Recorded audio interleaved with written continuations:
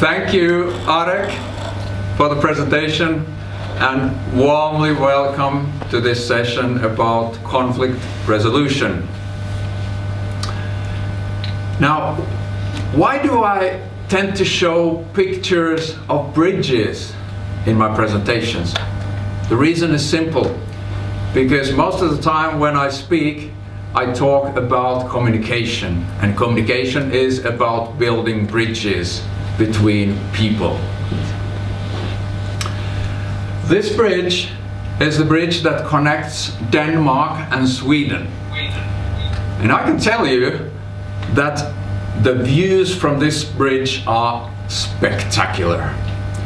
When I was driving over the bridge, there was a truck driver behind me, and because I was admiring the scenery, this truck driver who was just doing his job started to honk at me because he wanted to drive faster. And probably both of us, I'm pretty sure, thought that what an idiot the other guy is. That's a small conflict. All right, so let's go to the topic of today. First of all, we're going to talk a little bit about why conflict resolution is both interesting and important. And then we're going to talk a little bit about how we can do it. Okay? Now, what is Tom Hanks saying in this picture? Who knows? Houston, we have a problem. Houston, we have a problem. Yes. But did you know that the NASA receives so many applications from aspiring astronauts that it's almost more difficult to become an astronaut than to become the world champion of public speaking?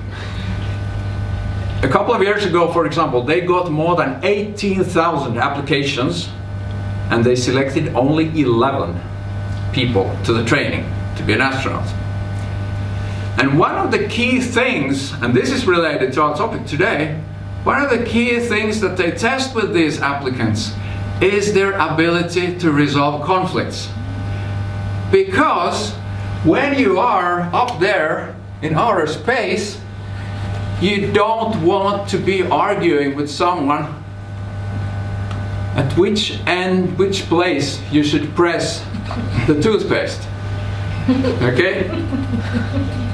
And still, you know what happens every time when these folks go to the space? Each and every time there is a conflict. The moral of the story, of course, is, first of all, the right place to squeeze the tube is here at the end. Okay? If you don't remember anything else from this presentation, it's right here. The other moral of the story is that conflict is natural to human beings. It's something natural to our species. There is nothing to be ashamed of for any of us to occasionally come in conflict with someone. Happens to everyone. And it's even not a reason to be ashamed if we at some point lose our temper when we are in a conflict situation. One of the books that I was reading about conflict resolution was about how to do it with little children, like 3 years old. And the writer of the book, the author, said that if you claim that you have never lost your temper in a conflict situation and you have more than one child, you are a liar. And the other thing that I learned from that book is that the exact same principles that apply to 3-year-olds are the same that apply to adults. I think this is both happy and sad. Okay. Now, this is in Florence, in Italy. This is the famous Ponte Vecchio. If you have never been to Venice, a beautiful city, one of the most beautiful cities in Europe, go there if you haven't been there. Okay, why is conflict resolution important? First of all, because conflicts occur everywhere.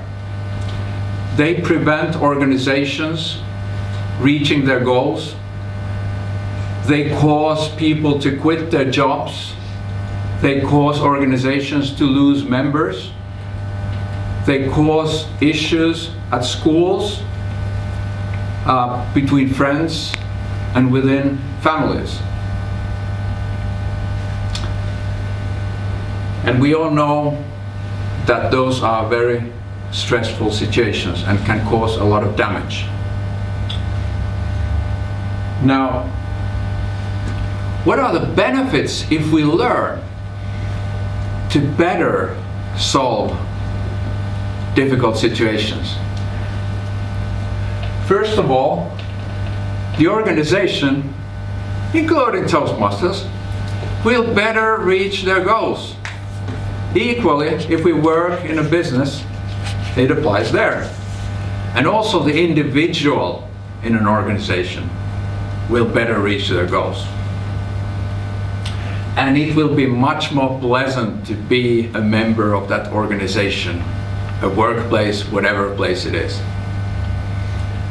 And it saves us a lot of valuable time. The faster and the more skillfully we resolve our conflicts, which happen to everyone. Now,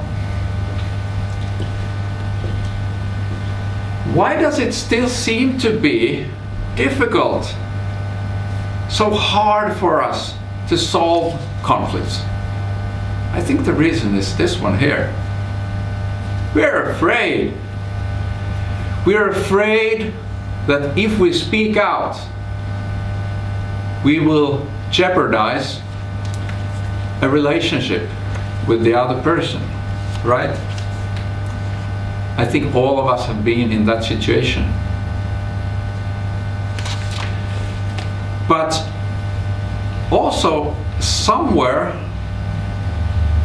some smart person has said this, that actually, the issue is not the choice between staying silent and losing a friend or losing something else, because that's called the fool's choice. The real choice is what you see below here. Okay, try to see it anyway. You can stand up if you don't see it otherwise. Yeah. All right. So this means that if I'm holding a grudge against someone, they will sense it, even if I don't speak it out. So that's why it's better to speak it out. Otherwise, you will act it out. And other reasons why we often stay silent is that we are also not just afraid of losing a relationship, but we might be afraid of losing our job or the next promotion, our status, our position, or we might be just afraid that, well, how the heck do I solve this conflict situation? Because they can be pretty damn difficult, especially if it's not just that we disagree about something, but if the stakes are very high, if it's, for example, about our relationship with our loved one, or if it's about our job, and it's even more difficult if the emotions are running high, then it can be really, really difficult and scary to engage in even trying to solve a difficult situation. But still we would try, because I will ask you this: which one of these three options will you choose?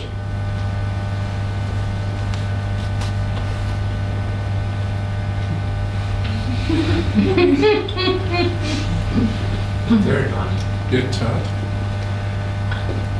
Now, this one you could compare the points 1 and 2. They're a little bit similar to when they talk about this famous fight and flight thing, right? Some people tend to respond by flight. They don't act because they're afraid. I am very often like that. Some people respond by fight. And this is not equal to fight. This is not equal to flight, but I'm just using it as a sort of a little bit of an analogy.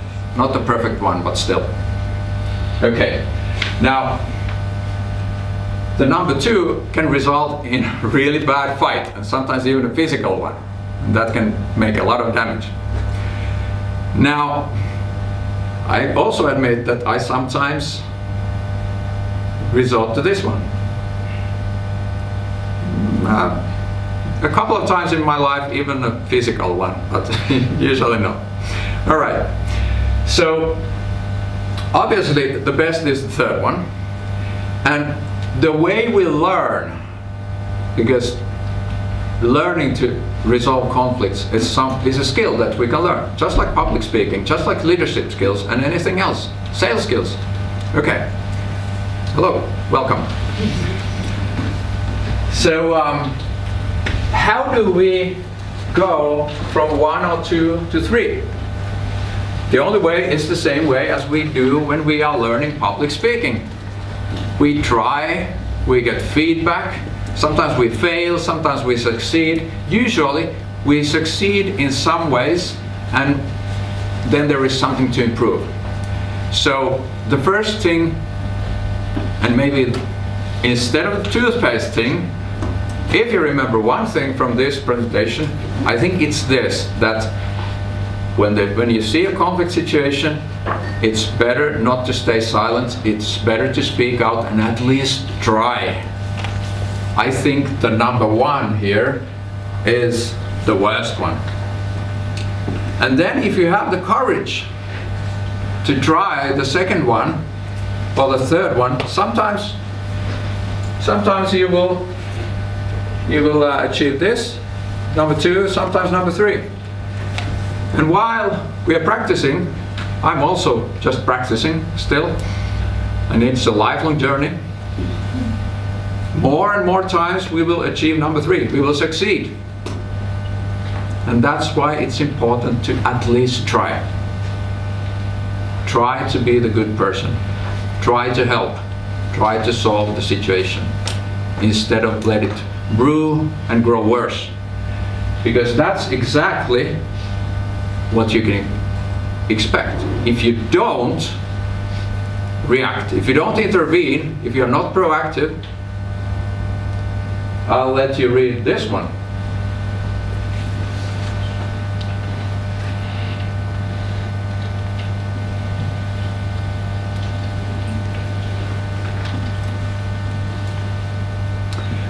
Last time when I showed this slide, actually one of the people in the audience came to me after the presentation and asked for this slide. Can I have this slide? I want to show it to my boyfriend. Now, and I think it was helpful. I hope it was helpful. I didn't hear what the result was. Anyway, the more we wait, the bigger the problem grows. So please, don't wait, at least try. Just like we are all here, everyone who is here on stage, and everyone who is a member of Toastmasters Club, every time we go to the meeting, we go to the stage in whatever role, and we try. We will never be perfect, but we try and we become better. Okay. Now this is a bridge in an unnamed town. And the train there is the one that I took to work for 3 months one summer when I was a student. I was lucky enough to get the summer job in Paris. Good memories. Okay, so let's talk a little bit about how to resolve conflicts. This is going to be a little bit of a taster because there's a lot of stuff here. But I'm not going to spend the whole day on this. So there's going to be more in the future. Okay, so first of all, there are so many ways how to tackle challenging situations. Starting from here, the bottom. Now I realize that for some people in the audience it's a bit challenging to see on this level, right? But please bear with me. So the first thing we can do, if we are a smart organization, we have ways of working, processes, rules, smart leadership practices, good leaders, educated leaders, etc. that help us prevent conflicts from happening before they happen. That's sort of rule number one. And then when something happens, when you see the first small thing happening, then you can already then intervene with something that Toastmasters know very well. We are good at giving feedback. And that might be enough to solve the situation.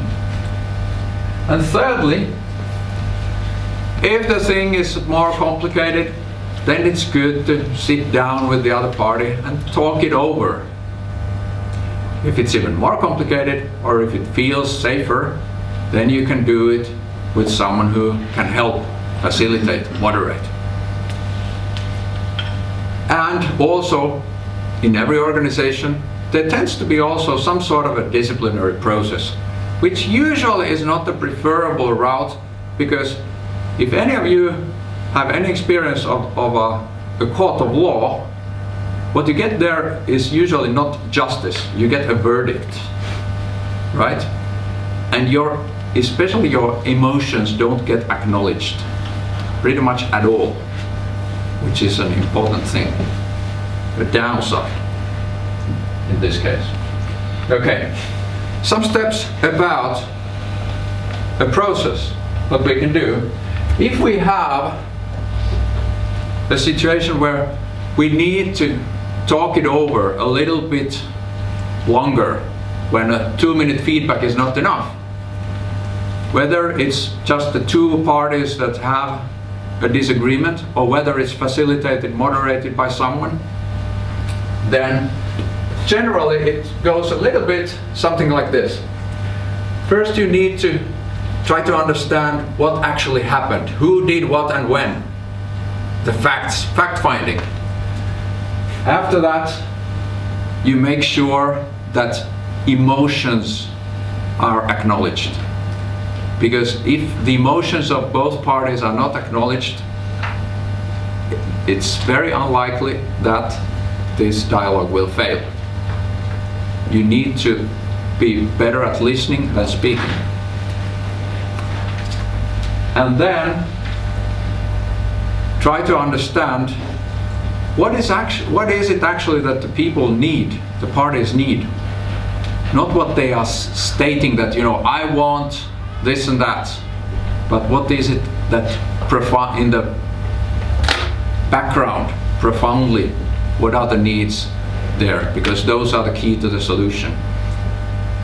And then you can start brainstorming potential solutions. And after that, narrowing it down, discussing what could be the one best solution that could be acceptable for everyone, make an agreement, and then also follow up afterwards. For example, agree, let's meet after 2 weeks and let's see how things are going. Okay? Now, in our district 108, where our division belongs, we have a conflict resolution function this year where we do these 3 things. We have a team of 7 people who are available to help resolve conflicts. For example, moderate, facilitate this sort of discussions. And by the way, a couple of folks from our team are present here today, Jurgita and Irina.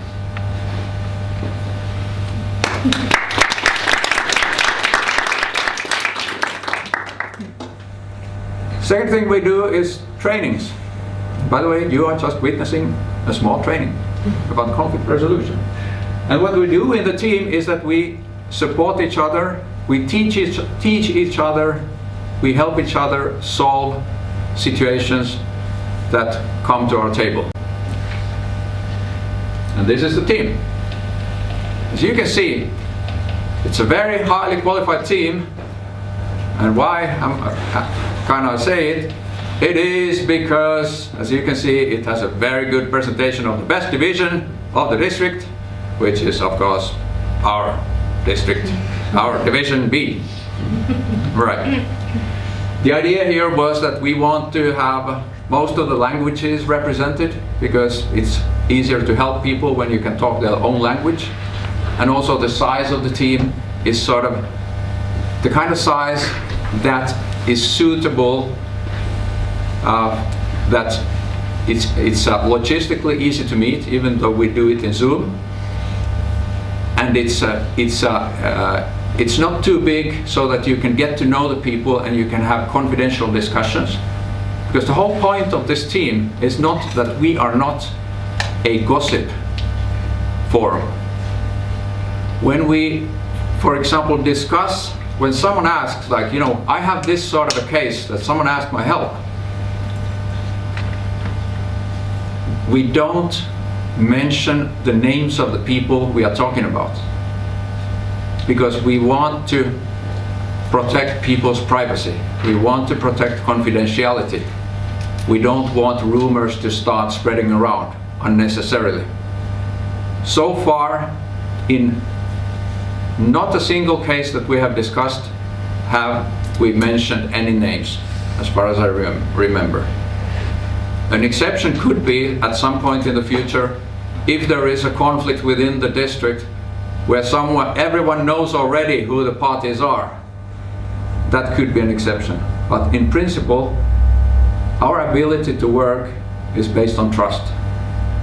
So people come to ask for our help only if they trust that we are able to work in an ethical, helpful, confidential, trustful manner, if we are worth the trust.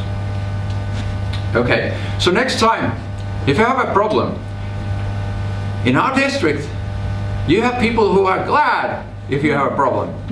So when there is a problem, don't call Houston, call these guys.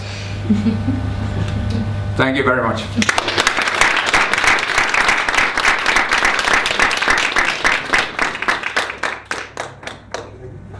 Yes, thank you so much.